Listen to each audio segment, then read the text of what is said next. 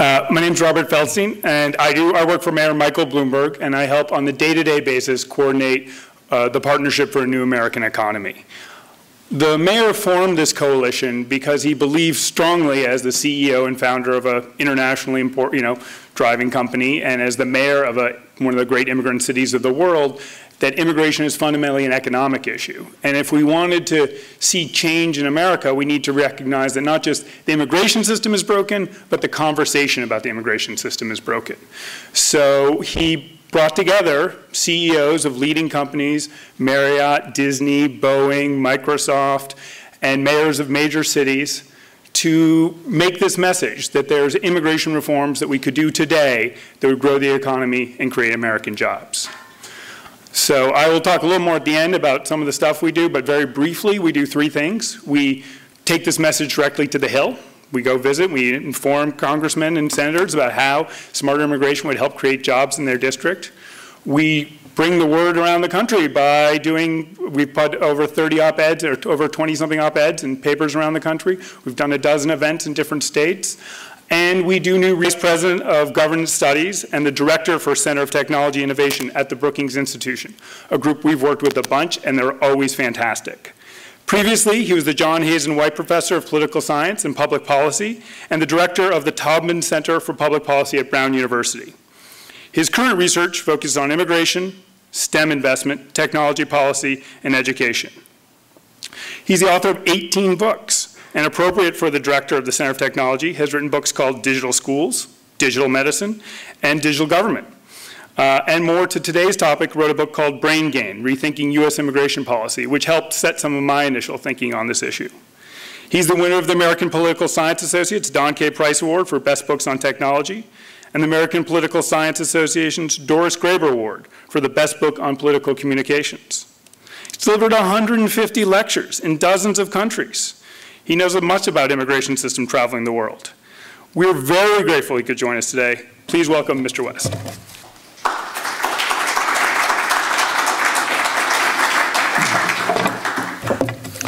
Thank you, Robert. It is a pleasure to be here. What great timing. I had no idea that Einstein's Alley was going to be coordinating with the U.S. Supreme Court on this subject. But it's nice to see so much interest in this topic. I appreciate all of you coming out bright and early. I know my job is twofold. One, to keep you awake, and secondly, to inform you about immigration.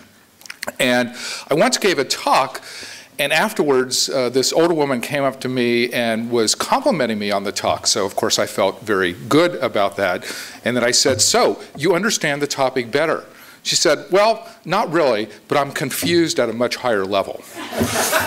So I guess that was a compliment, although I wasn't entirely sure. I got interested in the subject of immigration 5 years ago when I married a German woman. I became an object of the immigration system. Previously, I was like many Americans. I thought a little bit about it. It was more of an abstraction, but I never really understood exactly how the process operated. But in seeking to bring her to the United States and get her a green card, I discovered how difficult the whole process has become. We eventually were successful. We got the green card. We are close to citizenship, although there have been some blips along the way there. She's hoping to vote in D.C. This fall. I haven't had the heart to explain to her about the Electoral College and the fact that in 2008, Obama got 92% of the vote in D.C., so maybe her vote isn't as crucial as she believes. I'm not going to disabuse her of that. She's really excited about the possibility of voting. But in the process of getting the green card and going through the naturalization process, I discovered many things that even I, as I thought a well-informed American, hadn't really known. For example, I discovered many immigration offices are located in remote suburban locations that are hard to find and inaccessible via mass transit. So basically, we have a policy where if you don't have a car, you're going to have a hard time getting a green card.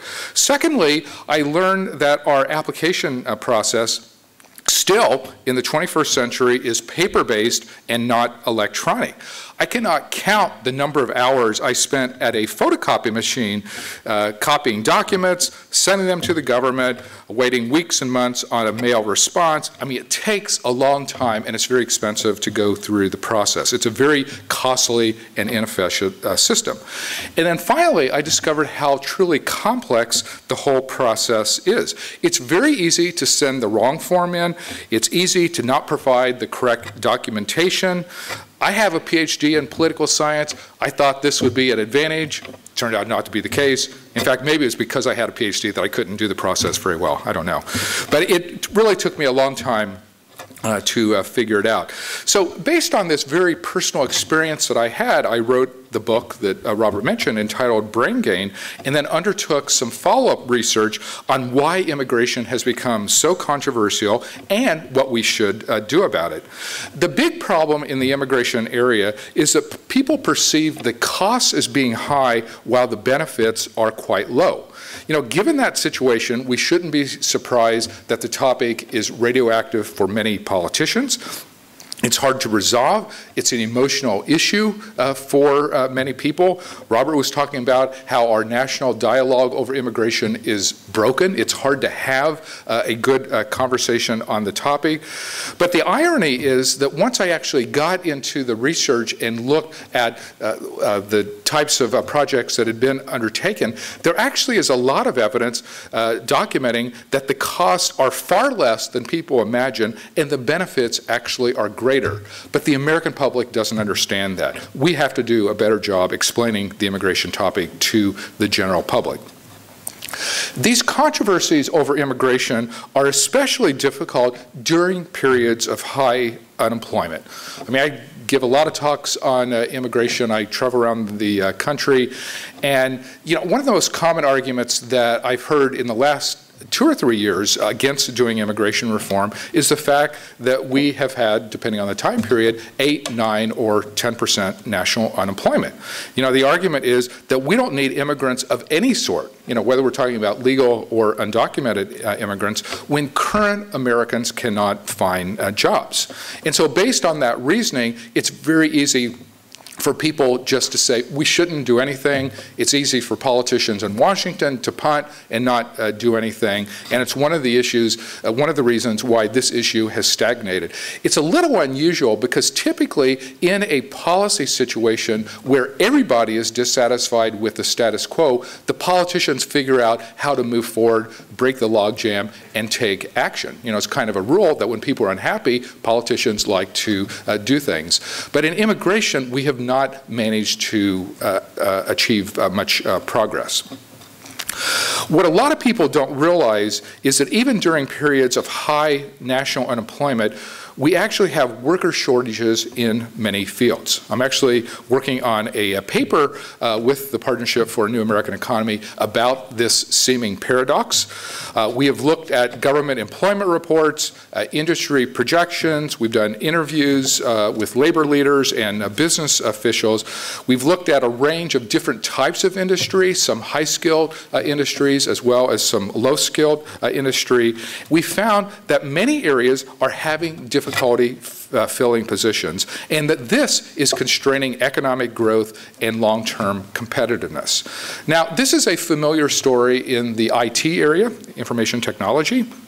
For example, Microsoft has reported that it has almost 5,000 unfilled job positions and difficulty hiring scientists and engineers. Brad Smith, their general counsel, testified before Congress last year and said that it took an average of 65 days to fill openings for the typical position that they have. But we see the same story in a number of other industries. Take the example of healthcare, a topic about which all of us are deeply concerned about. There are doctor and nursing shortages in many different specialties.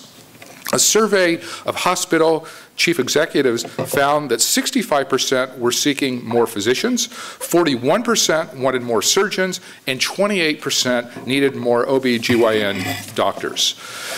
We have found shortages in areas in terms of occupational therapists, registered nurses, and pharmacists. An American Hospital Association survey estimated a shortage of 116,000 nurses in community hospitals. And if you analyze the current population surveys put out by the U.S. Census Bureau, you can see that it is projected that we're going to have a shortage of nearly 260,000 registered nurses by the year 2025. So we're facing a looming crisis in healthcare at many different levels, but the difficulty filling jobs, the problems of finding some of these specialties, the difficulty of finding the home care workers, the nurses, the occupational therapists, and the pharmacists is a real problem facing our country, and it constrains economic growth. It's not just a healthcare issue, though. You can look at manufacturing. In 2010, at the height of the Great Recession, American manufacturers reported 250,000 open jobs, which was double the number of 2009. So even during a period then, we had almost 10% unemployment, there were 250,000 open jobs just in the manufacturing sector alone. In agriculture, we can't find people to harvest fruits and take care of the vegetables. These are jobs that Americans, by and large, don't want. 3/4 of the current farm workers in the United States come from outside the United States. Most of the work is being done by non-Americans because even unemployed Americans won't take these positions. Now, I actually understand this. I have some special expertise in this area. I grew up on a farm in Ohio. I grew up on a dairy farm, used to milk the cows before I went to school. It was actually great training for the rest of my life because any job that I've had thereafter I didn't consider work because it wasn't physical labor, it wasn't 100 degrees outside, or it wasn't 0 degrees outside. Like, you know, when you're on a dairy farm, it doesn't matter what the weather is, like the cows have to be milked twice a day. So I understand why many Americans don't want to do those jobs. I didn't want to do that job. When I was young, my goal in life was to find an inside job that had no heavy lifting involved. At Brookings, I found that job. It's a good job. You look at the restaurant area. Industry officials report the problems of hiring waiters and dishwashers in those areas. When you think about the typical labor pool for the restaurant industry, many of their workers come from the demographic of 16 to 24-year-olds. And based on census numbers, that demographic group is only going to grow 4% over the next decade. But yet, the restaurant industry estimates that its need for food service workers is going to rise 11% over the next decade. They're going to have openings for 1.3 million new workers over the next 10 years. That pool of young people who traditionally fill those types of jobs is not going to be nearly big enough to supply all those workers. And then finally, the hotel industry. Hotels can't find enough front desk workers. They can't find enough housekeepers. Did some interviews with people in the Marriott chain. They are forecasting job growth of 6% this year to around 212,000 positions. The company plans to add another 15,000 rooms in the United States just in this year alone. They already are having difficulty hiring workers in the culinary areas, in sales, and in marketing, and they're very worried about their capacity to fill those shortages in the future. All of these shortages, all of the problems of finding workers constrains economic growth. If companies can't get the workers they need, they can't add jobs and they can't expand their businesses. This limits the possibilities for longer-term development. And so I call this a paradox because, again, coming back to what I said at the beginning, you know, the typical argument against doing immigration reform is we have high national unemployment, and so we shouldn't allow people from outside the United States to come in because of that issue. But yet in industry after industry, and it's not just the high-skilled industries, it's also agriculture, hotels, and restaurants, we're seeing this problem of worker shortages, and it's creating a real problem in terms of economic growth. It's vital that we address this topic in order to boost our country's long-term competitiveness. It's interesting, Peter Goddard was mentioning one of his first scholars, Albert Einstein, and the fact that 2/3 of the current scholars come from abroad. In my book, Brain Gain, I actually put a picture of Albert Einstein on the front cover to remind all of us about the many contributions that immigrants have made to American life. You can think about this in terms of economic contributions. You can think about it in terms of contributions to our cultural life and all the foreign-born musicians and artists and actors who help entertain us. You can actually think about the revolution in our culinary lives and, you know, the range of foreign foods that all of us now routinely eat. But on the economy, you know, we all know that Intel was founded by a Hungarian immigrant, Google was co-founded by a Russian immigrant, Yahoo was established by someone born in Taiwan, and eBay was started by someone from France. What would the American economy look like today if Intel was a Hungarian company, Google was based in Russia, Yahoo was a Taiwanese company, and eBay was French? Obviously, our economy would look much weaker than it does today. In my book, I argued that these are not isolated stories. More than half of the Silicon Valley companies had a foreign-born founder or co-founder. Immigrants have made vital contributions to our economy, to our cultural heritage, our culinary life, and the world of sports. So I argue that we need an Einstein principle for the contemporary period.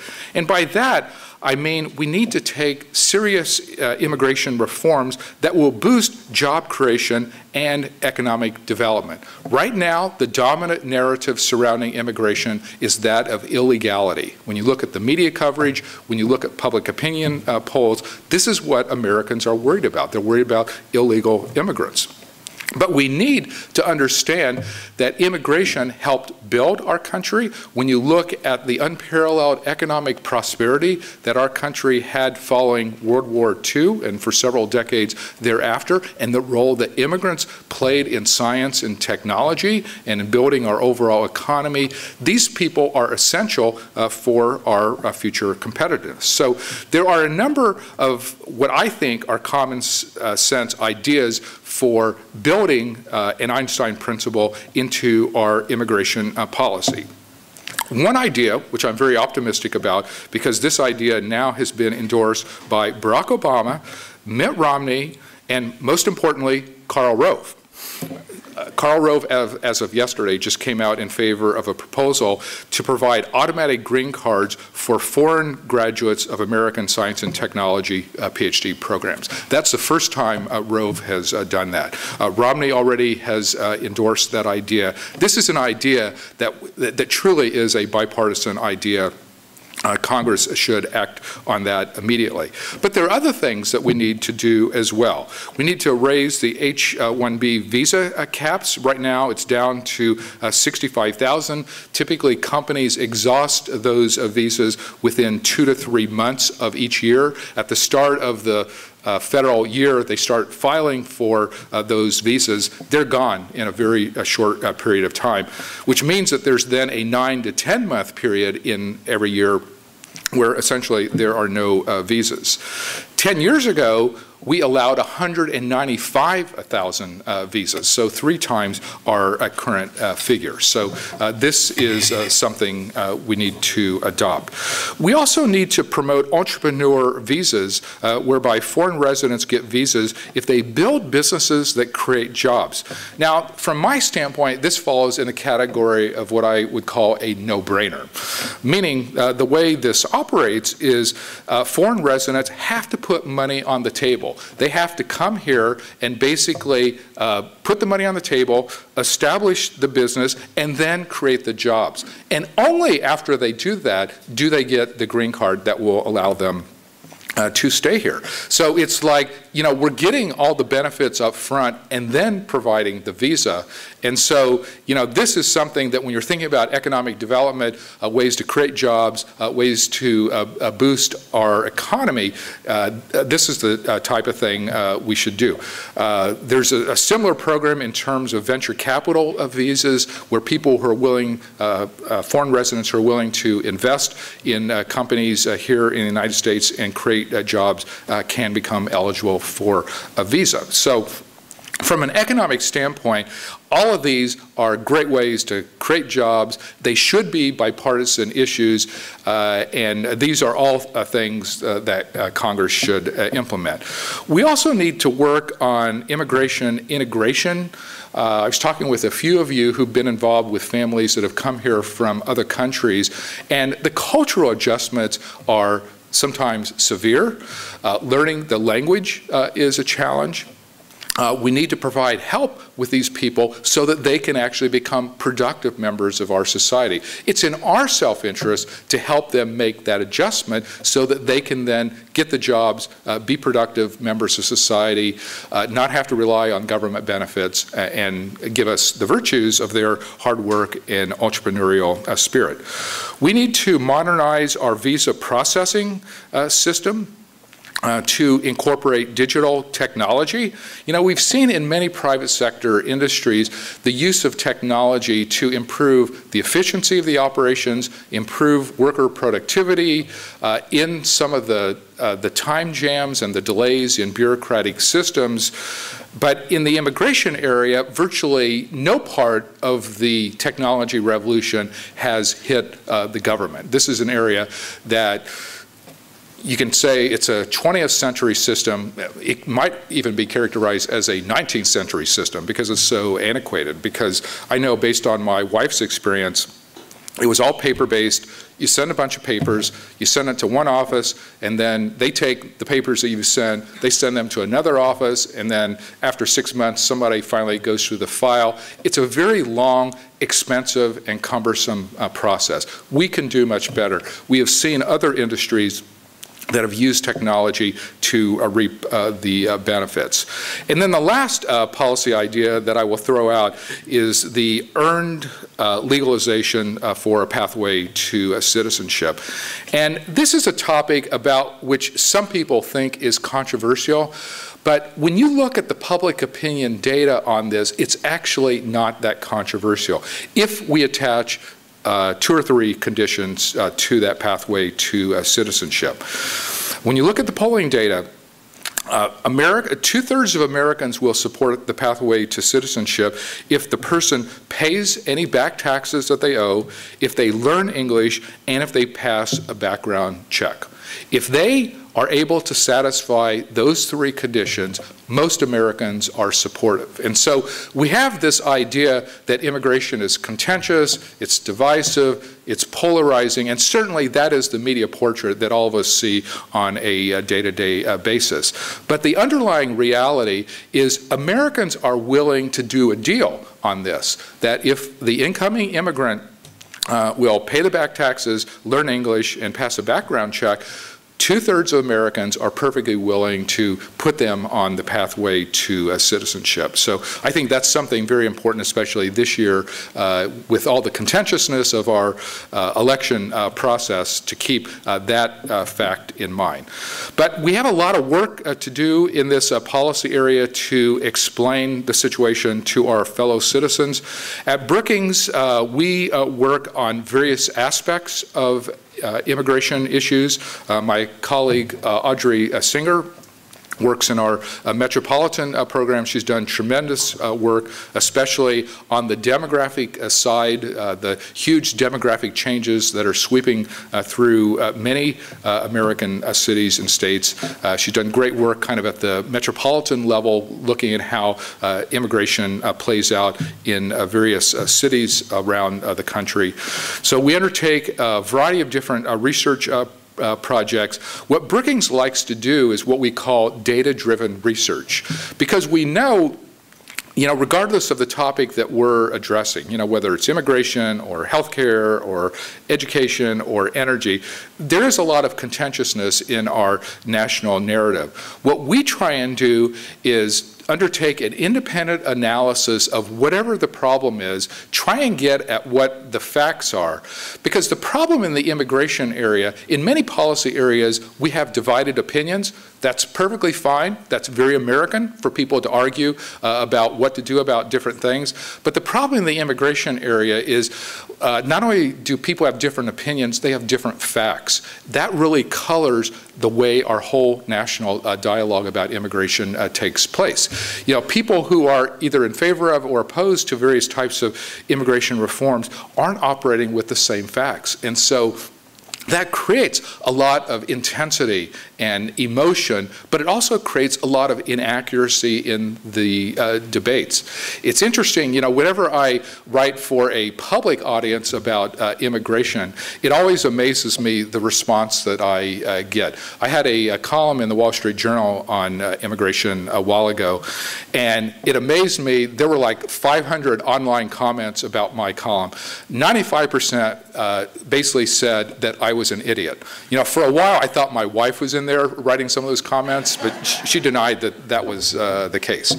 But it's kind of illustrative of the problem that we face in the immigration area, that it's very emotional, it's very intense. But what we try and do at Brookings is to undertake independent research, collect the data, and then make recommendations based on what the data tells us. So we do briefings with members of Congress. We do a lot of media interviews. Yesterday was a very busy day. My phone is ringing off the hook. We do public forums. And then we try to engage with outside partners and leverage their network and their assets. So it's been a pleasure to speak with you. I'm looking forward to hearing the other comments on the panelists. So thank you very much.